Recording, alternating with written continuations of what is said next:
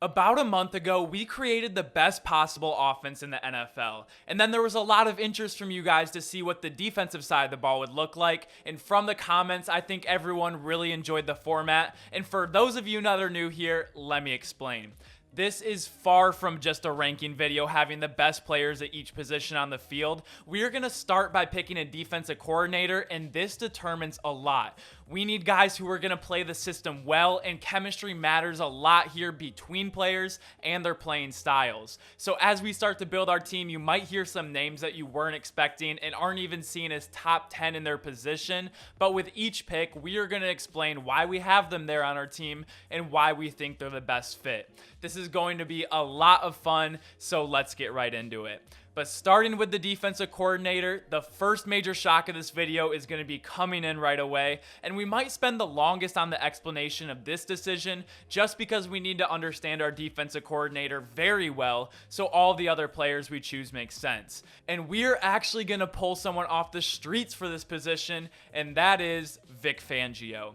And I know things didn't work out for him as the head coach for the Broncos, but what he has done as a defensive coordinator in the league has been one of the most influential changes to the game in quite some time.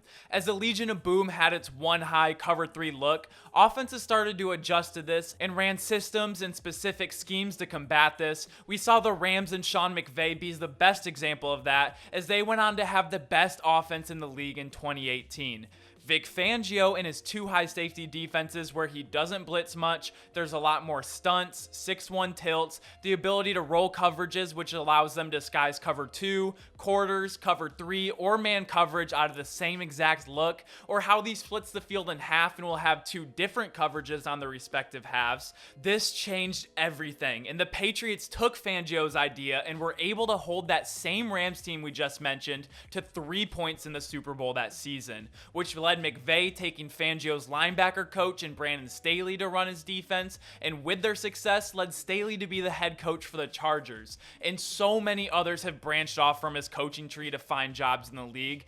Fangio has modernized the game and has allowed defenses to be extremely dynamic if they have players that can do multiple things well. So for example, our safeties are going to have to be able to cover an entire half of the field, but also be able to fill run fits, roll down into the box, man up tight ends, and slot receivers. So I hope all of this makes sense, but with that in mind, let's get to the players on our team.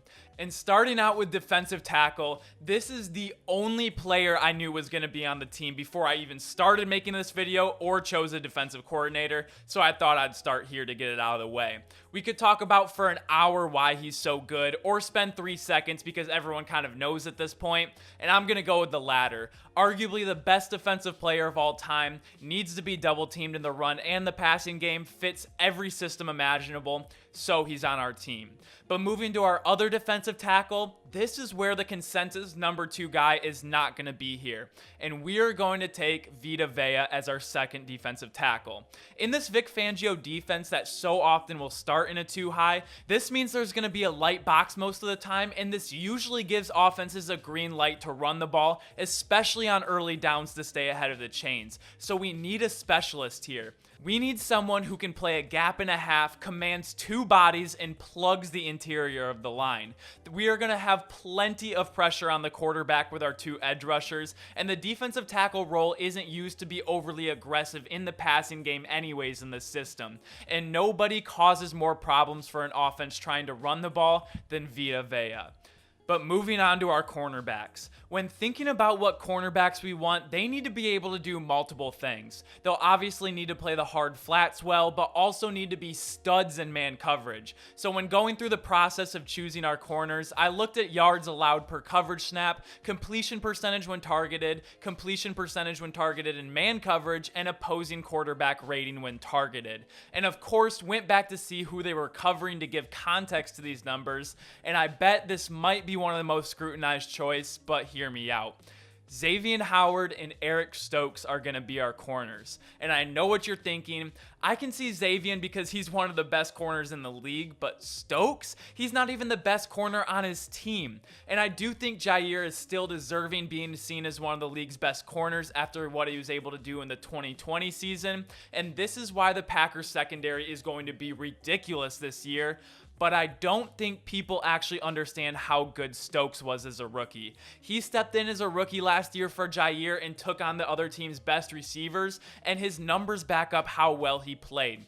His completion percentage, his yards per coverage snap, and opposing quarterback rating was top of the league last year. Quarterbacks were only able to complete 25% of their passes when Stokes was targeted. And that's crazy when anything under 50% is really good. He already, in such a short amount of time, has become one of the best man corners in the entire league, and even his forced incompletion percentage is top of the league. And this is why the Packers were able to sustain such a great defense even without their best player. And Stokes wasn't hidden in anything scheme-wise in this defense. He was traveling, press man, playing all the zones, and he did everything at the highest level. And the only thing to really not like about his game right now is he has 2 bricks taped to his hands, as he dropped a lot of interceptions last year.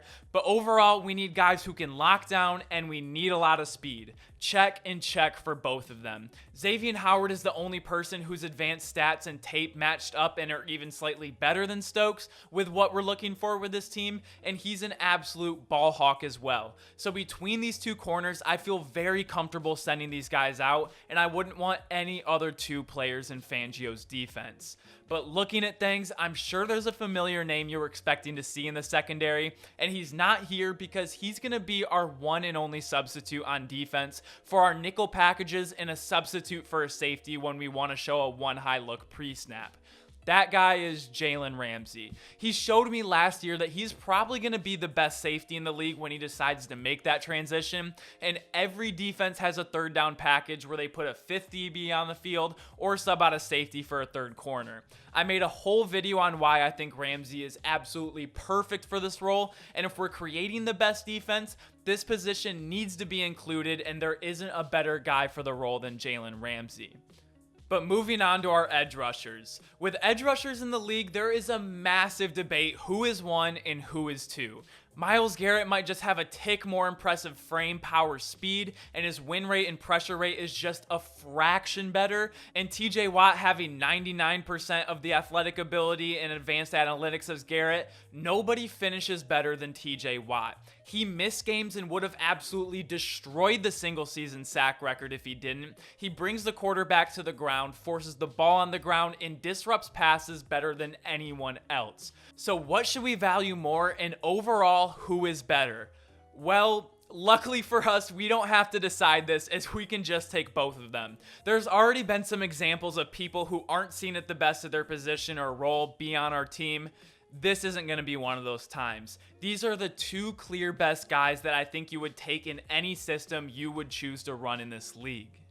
But now let's move on to our safeties, and we're going to have 2 of them here. And our strong safety is going to have to play over the top, but like we said, they disguise coverages very well, so this strong safety will also have to roll down in the box, play zone coverages underneath, in the middle of the field, line up in the box pre-snap, and play man coverage, and that guy for us is going to be Derwin James, who wasn't when I initially scripted this video, but now is deservingly the highest paid safety in NFL history. And he does all of the things we just mentioned, and he will be extremely successful in this defense. And how I know that is because he runs Brandon Staley's defense, which we found out earlier in the video is the Vic Fangio defense. He's rangy, hard-hitting safety, and he's been the only real answer for covering guys like Travis Kelce, and frankly, I want a guy like that on my team.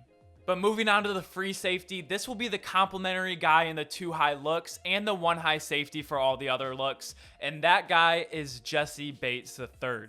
Coming off a down year last season, he really turned things around and showed out in the playoffs, which made me realize that the success he had in 2020 wasn't a fluke, and he is one of the rangiest safeties we have in the game. He has incredible instincts and seems to always be in the right spot at the right time, and his physical ability allows him to reach those spots when it doesn't seem physically possible. Kevin Byard is seen as the league's best safety overall, and I think that's very deservingly. But again, not always who the best is. I think Byard and Derwin James are very similar in a lot of ways, where I think Bates does parts of what Byard does better, but those aspects of what Jessie Bates has in his game is going to gel very well with Derwin James in the back end of our defense and overall be a better 2-man combination. But now that our D-line and our secondary is set, let's finish up our position groups with our 3 linebackers. And to set the stage of what we might want, our D-line with Vita Vea, Aaron Donald, TJ Watt, and Myles Garrett, these guys are going to be able to stop the run and generate a great pass rush with only 4, so we can be really picky and specific with who we want at linebacker. Guys who can cover in man and zone, come in a blitz out of a cannon, and fill their run gaps properly. And a guy that can do all of that and why they're going to be our outside linebacker is Micah Parsons. And I know we've only seen a year of it, but like we saw earlier with Stokes, it's been more than enough time to see what kind of talent he is. He could be the best pure linebacker in the league with what he does in the passing game and in run fits, and he could also be a 20-a-year sack guy if he solely played on the edge as a pass rusher. In a defense that thrives on confusion and diverse flexibility in positions, you can do so many things with Parsons, and that's why he's an absolute lock on our team. But moving on to our inside linebacker, this is another position we're picking for a guy that doesn't regularly play here. He's more naturally an outside linebacker, but his skill set needs to be on our team, and that guy is Shaquille Darius Leonard. Leonard is going to be a turnover machine as he has perfected the art of tackling someone while also giving a well-placed punch right on the ball. I've made a lot of Colts video this offseason, so I've watched a lot of their film, and every time I did, he stood out in every single game he was in. He has the speed, the longest arms I've ever seen to get in passing lanes in a zone, and he will be the perfect buffer zone between our insane D-line and our secondary. And finally, to move on to our last position at middle linebacker, this is another team I've been able to watch a lot this offseason, and I'm not really ending things on a hot take here by any means, but that's because Fred Warner to me is another guy that all 32 NFL teams would take in a draft as their first middle linebacker regardless of defensive coordinator. He seems to teleport to the ball from the middle of the field, and he has the athletic capability to run sideline to sideline, but he also plays between the tackles exceptionally well. And going into his 5th year, which seems to be for a lot of linebackers where you're at your athletic peak, but also have a lot of football knowledge under your belt to be in the right places at the right time, the less thinking and more playing is great at this position when so many things are going on at once and the defense essentially runs through you. This is the guy we want on our team. So that is the best defense in the league that I would put out there against any offense. But what about our own offense that we created about a month ago? Let's stack up the two right now. And if these two juggernaut teams were to hop on a field and it wasn't a Pro Bowl situation and they were playing full speed, I don't think there's a number that I wouldn't pay to see this happen. But I want to know what you guys think about this defense. What would you change? What do you agree with? Make sure to let me know in the comments below. And make sure to like this video if you like videos like these. And as always, make sure to subscribe if you enjoy daily NFL content. That's going to be all I have for you today, but as always, I will see you all tomorrow. Peace!